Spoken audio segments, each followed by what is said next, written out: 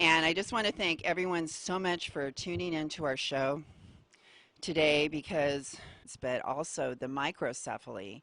Is there any link between the anencephaly and the microcephaly? I think they're close cousins, and I think the microcephaly in northeast Brazil is being caused mostly by all the toxic chemicals that are there. That particular area of Brazil, I've studied it quite a bit, and those people are exposed to so many toxic chemicals, including glyphosate, that it's a wonder that more of the kids aren't born with microcephaly. I mean, it's crazy to just blame it all on Zika. It's simply not true.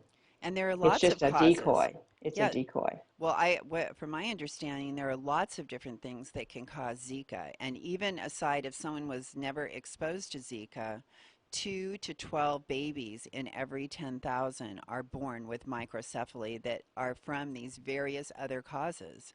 Right. It could be genetic, exposed to a virus or bacteria. I mean, there's so many different things. How can we totally pinpointed on this one thing, which we have no proof of, and yet we allocated $1.6 I billion know. dollars of It taxpayer was money I to think it was totally rigged. I think that they thought, oh, great, this is a great opportunity to get us to fund the development of a Zika vaccine, which this company that's doing it thinks they understand how to do it.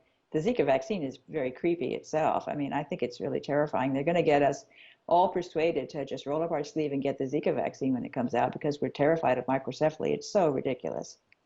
and And they're also spraying all those, insecticides. They're spraying, mosquito and they're poisons to kill the pinning it on the mosquitoes. Zika virus when actually, it could be, if you follow it back, it could be the pesticide that is doing that. And then who's going to make money off that?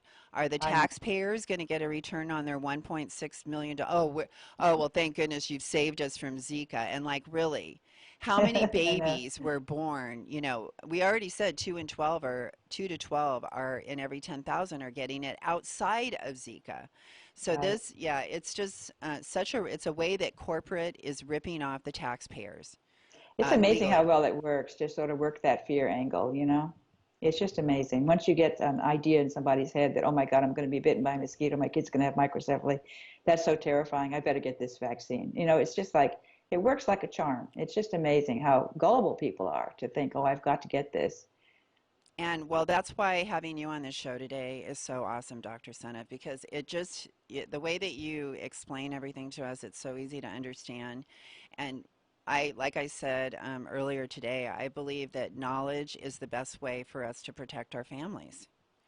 Absolutely. We Yeah, can't. people need to educate themselves and then make their own informed decisions about these things. And I really think the best you can do is to eat organic. And also, we didn't mention this, but of course, eating probiotic foods, naturally fermented foods, are really healthy because they can help to renew your gut microbes.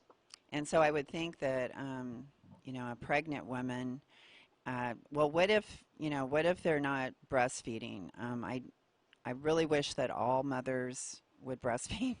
Absolutely. It's very, very important to breastfeed your baby. If you want a healthy child, you absolutely have to do that. But if you're going to use a formula, please, again, just like you said, Dr. Seneff, right? Organic.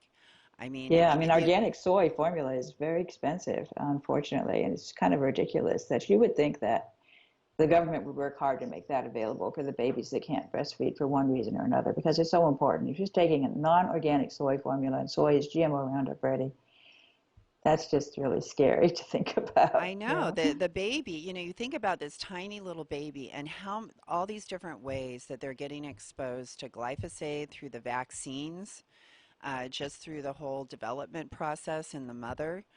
And then to compound that with formula. But even mothers that are eating non-organic foods can still be the glyphosate and can still be going through the breast milk. We know that as well. Absolutely. That's right. So there are all those different ways. Well, I really thank you so much, Dr. Thank This you. is like been so incredible today. These are just things that I've been wanting to discuss because young parents are really a priority for me. People trying to have a baby, and I do also encourage birth control.